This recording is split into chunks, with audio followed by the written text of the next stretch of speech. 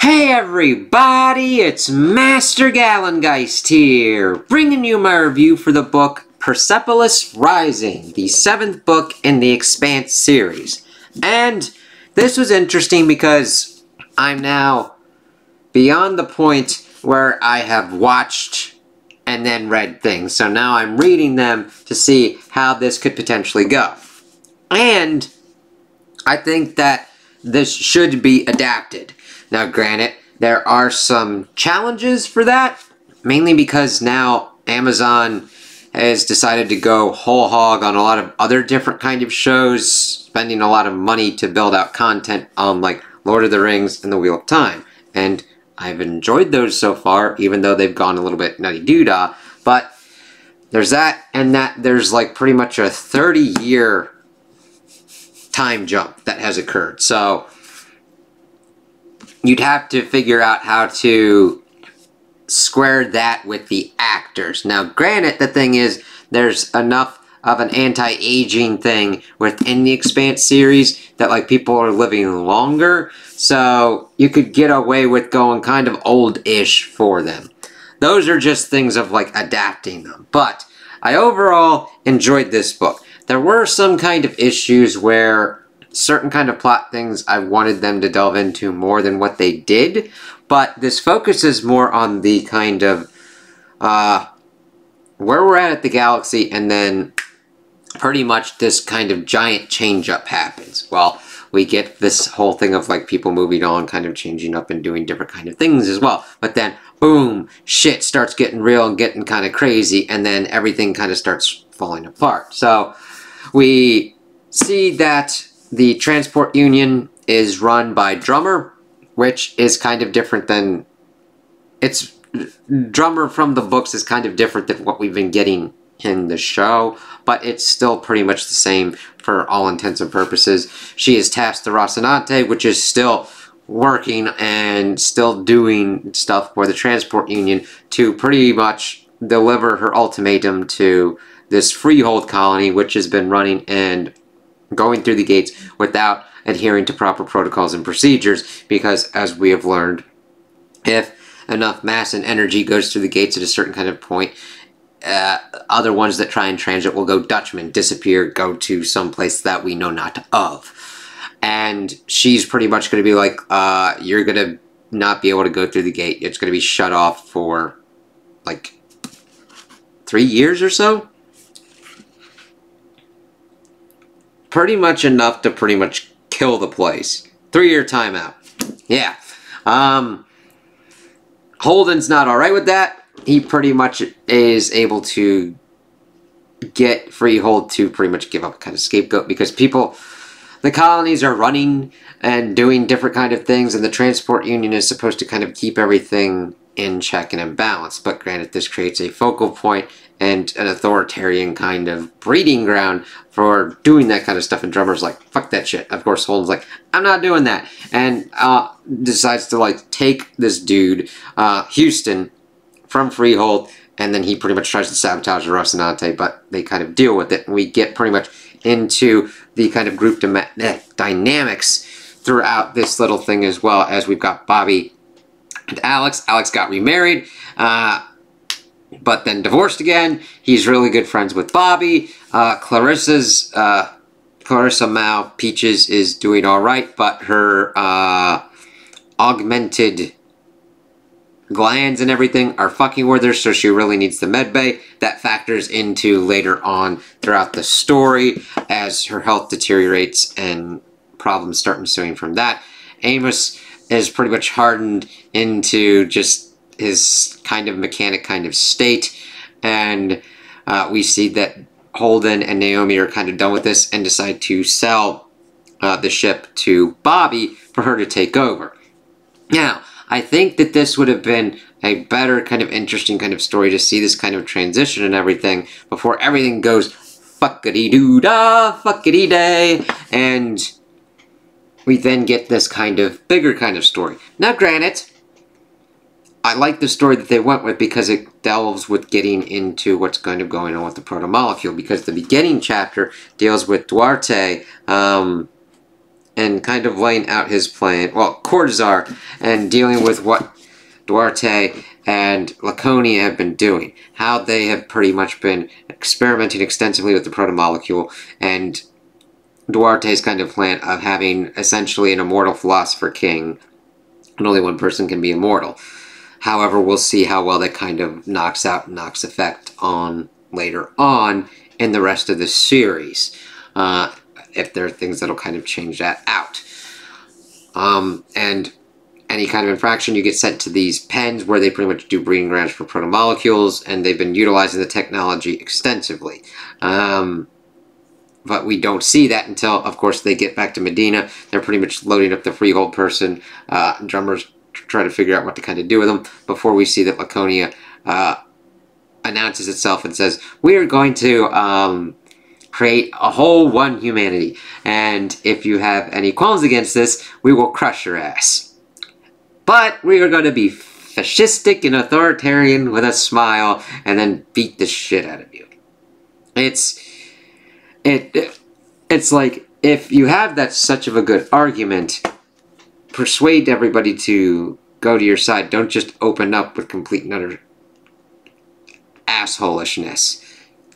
Like, they just come in, we get introduced to this character, Singh, who is a vastly interesting character, because he's gone through all this stuff. He talks with the High Consul, who's starting to get even more changed with all the different kind of protomolecule stuff that he is pretty much getting integrated into his body. He's not turning into a cyborg that I know of yet, at least from what has been able to be gleaned from the text. It's definitely changing him, though, and we see more of those changes more pronounced in the next book. I have started reading through that as well, almost like halfway through it or whatnot. Shit gets real in that one, too. But this was very interesting to see that the you think it's not the same kind of conflicts that we've gotten before, but it is. We even, as they're trying to do this and do this kind of iron grip control, they've got more advanced weaponry, more advanced ships. We see the same kind of conflicts. We see Singh having the same kind of ideas of just spacing people and just killing them, as he's this dude who's been brought up, he is the newbie, and Duarte tasks him with pretty much being governor of Medina Station. We get his background of his wife and his daughter that they call Monster, and how he wants to make a great kind of safe world for them and everything, and how they're trying to unite humanity with this Laconia kind of first rule, and how he is vastly inequipped and incompetent in how he deals with Medina Station, and how he just slides into fascistic, authoritarian stupidity of just, you should do what I say, and nothing will go wrong. It's like, no. Trying to make this Congress of Worlds and threatening people with all this violence and everything, as he's just getting frustrated and short-tempered, and even though he's read this logistic stuff and read through Duarte's whole kind of dissertations and stuff about how to do these kinds of things, he can't execute them worth a damn. He almost gets assassinated a couple times. And we see that Bobby and Holden and the Rocinante crew pretty much grow up with the Resistance and working with OPA and various different kind of factions against Laconia. That was really kind of interesting to see those different underground factions fighting and seeing the friction, because Holden and Naomi would pretty much were off the Rocinante before this whole thing went nutty, and they have to now deal with this and try and figure out how to get out, what to do with, and of course they're create some kind of friction between Holden and Bobby because they sold the ship, the Rocinante, to Bobby, and Holden's got more kind of clout in the world because of what he's done as the captain of the Rocinante, but of course he was also pretty much him as the captain kind of helped hold everything together crew-wise, and we see that that starts kind of fracturing as they're hiding out. They are pushed to very stressful limits. I think they do a very good job in this book of showcasing the stress that they kind of go through in trying to deal with these assholes. And granted, the same on the asshole side. Like, I understand their kind of points of view, but once they start kind of like going and just taking over shit, just because they can and because they're stronger and they've got the better technology, I'm just like, fuck you. The way that you show that you know what you're doing is you present the reasoned arguments and you work together to come to a better kind of understanding. Not just being like, yeah, fuck you, and imprisoning people and killing people and everything like that. And it's interesting because Holden doesn't want to kill people. Even when they're trying to do this stuff to pretty much get an encryption kind of thing from one of the ships, the Gathering Storm, he makes sure he actually gets captured because he's warning none of the people so that way he doesn't kill a lot of people. And that, of course, then leads him getting shipped off and pretty much out of the game for a while. Even though he comes back at the end with Duarte, like, interrogating him over stuff, because as we see Laconia kind of going through and fucking around with proto-molecule stuff, we've also seen that there's something out there that pretty much is able to kill the proto-molecule. So, while all this stuff is going on in Medina Station, we also see that another ship, the Tempest, is being sent with Admiral Trejo to take care of Sol. And then, of course, that's pretty much where we see Drummer trying to work with Avasarala, the Earth-Mars coalition, of trying to take on the Tempest. But the thing is, the Tempest has, of course, super advanced weaponry. And the thing is, we start seeing some different kind of things and different kind of reactions. The Tempest did take out the railgun emplacement around the ring station structure, and this resulted in gamma bursts being blasted out of all the ring gates. It's like, that's kind of weird. That's not cool. And then we see them utilize this kind of magnetic kind of thing to like destroy shit in the Sol system, and then this kind of fucking of, it's lack of a better word or kind of phrase, the fucking, where they kind of lose consciousness and they're like they expand their kind of awareness of not just seeing like your hand, but like all the molecules and stuff like that, and you lose time and everything. It's like, what the fuck? And then one of those weird kind of orb things that we'd seen in like season 4 on Illis pops up on the Tempest, and it's like, this is what happens when you fuck with shit. They're like, don't do that shit, motherfucker. And it's like, whoa, that could have been a lot fucking worse.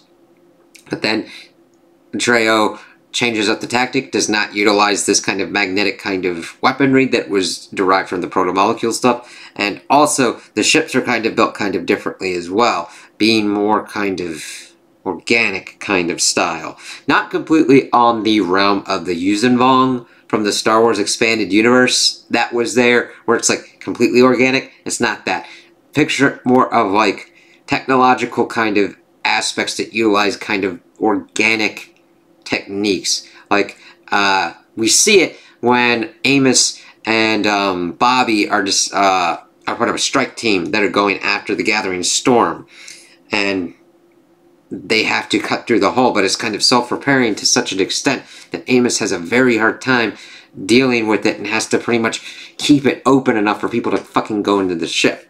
We'll get to that in a minute. Okay, so we got them fucking around on Medina. We got them. Sol system pretty much gets completely and utterly decimated.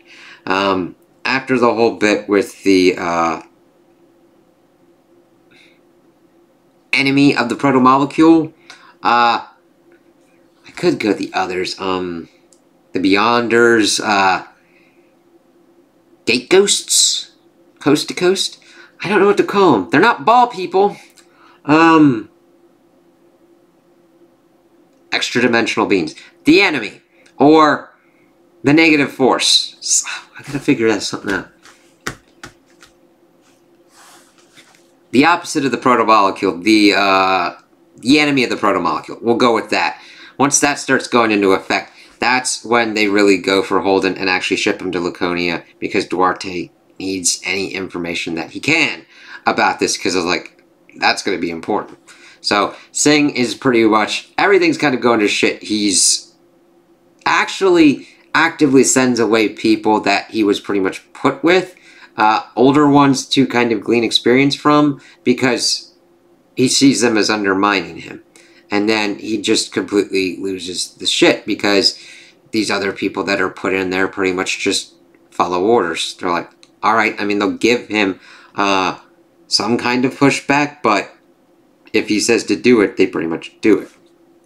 And it's made such a complete situation that it's hardened more of a resistance against Laconia's rule before we get to a point where Sol System's pretty much done for.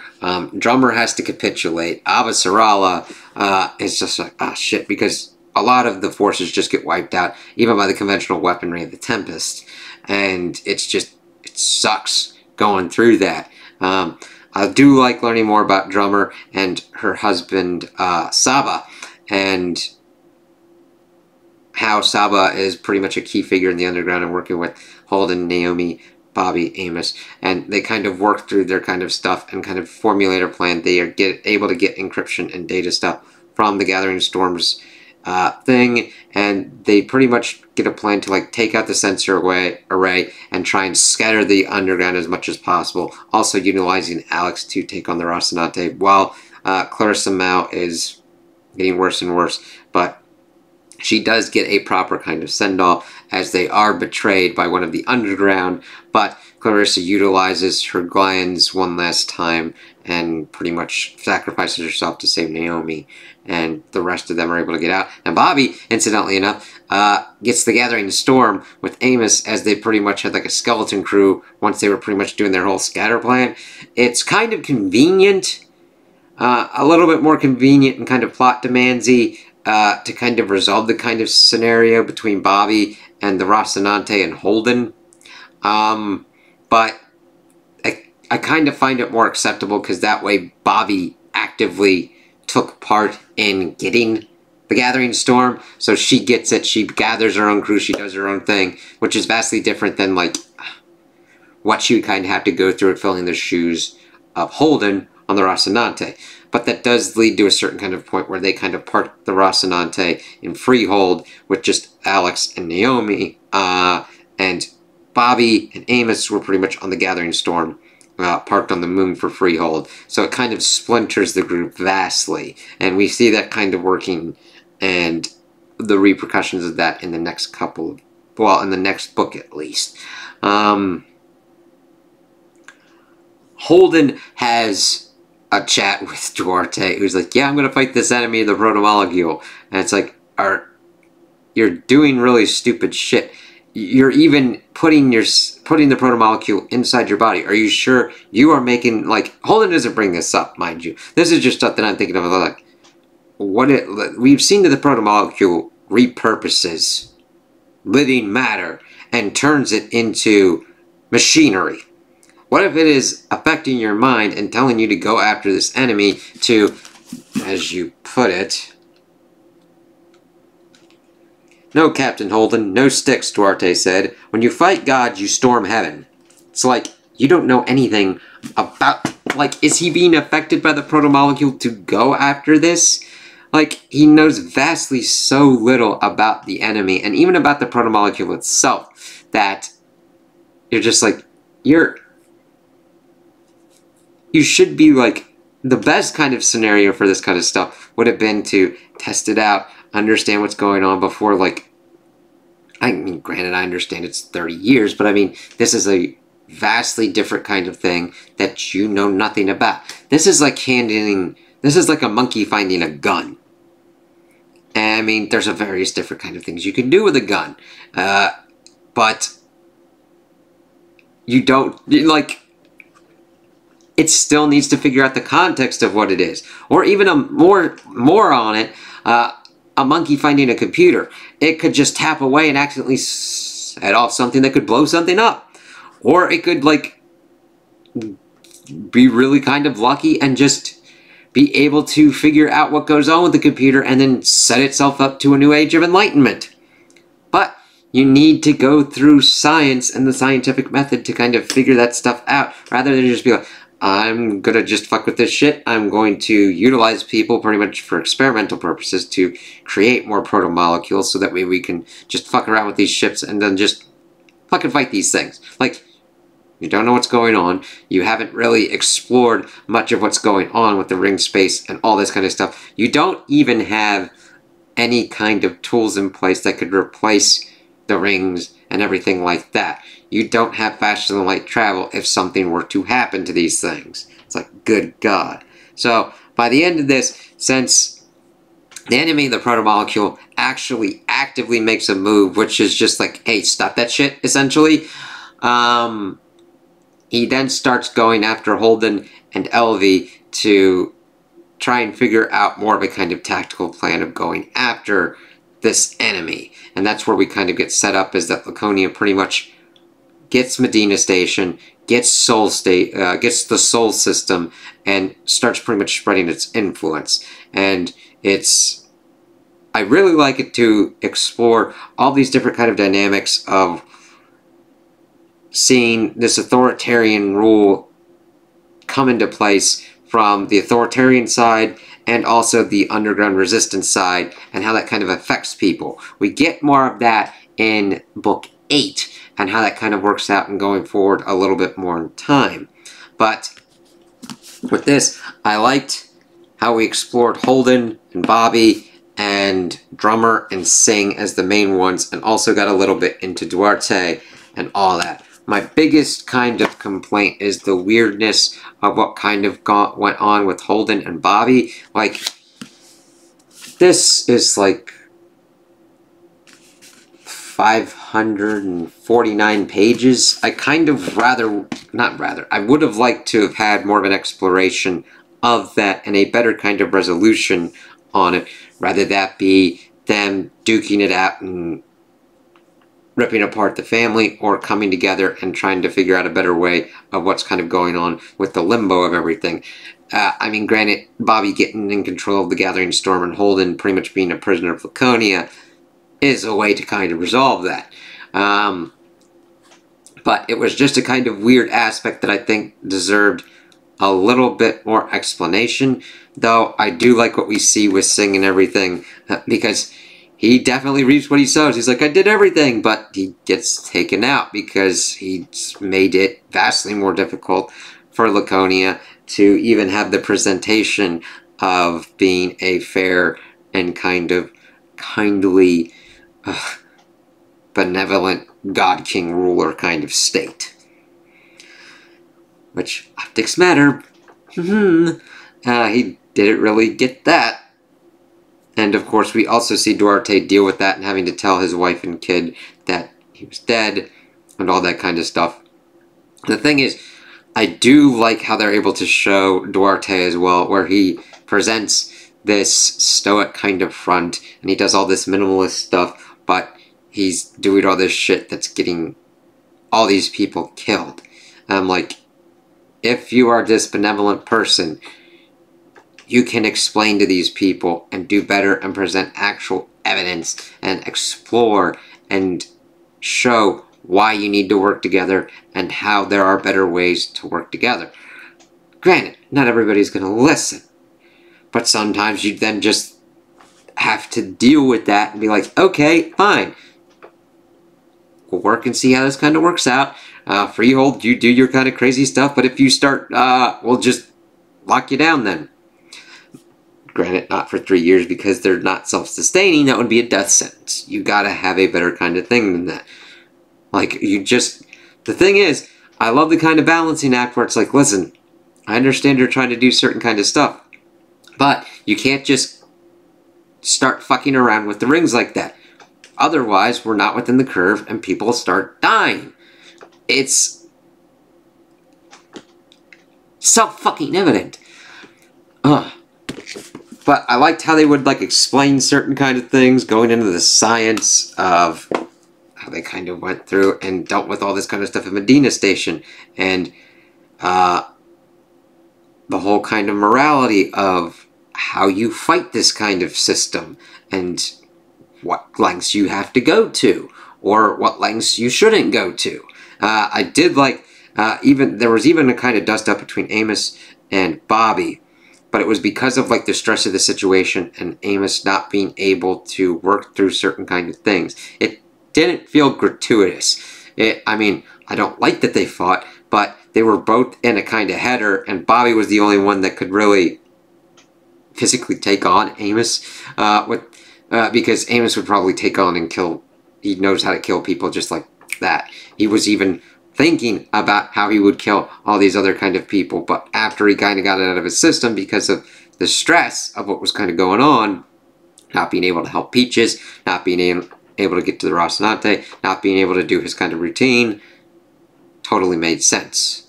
So I liked how they explored the characters and all the different kind of situations. I would definitely recommend this for those who like the show and those who are already, of course, into the series. It's just really good writing, even though with its weird odds and ends that I have issues with. Like, even though I have issues with it, it was still an enjoyable read and still engrossed me, and I can't wait to see kind of what goes on for the rest of the series. And I would definitely recommend this because of the plots, the action scenes, the character development, really good character development, and yeah, I just think they do a really good job with this. So, those are my opinions on the book. Tell me what you guys think in the comments below. If you liked it, if you didn't like it, if you agree with me, if you disagree with me. Also like and subscribe, and I hope you have a good day.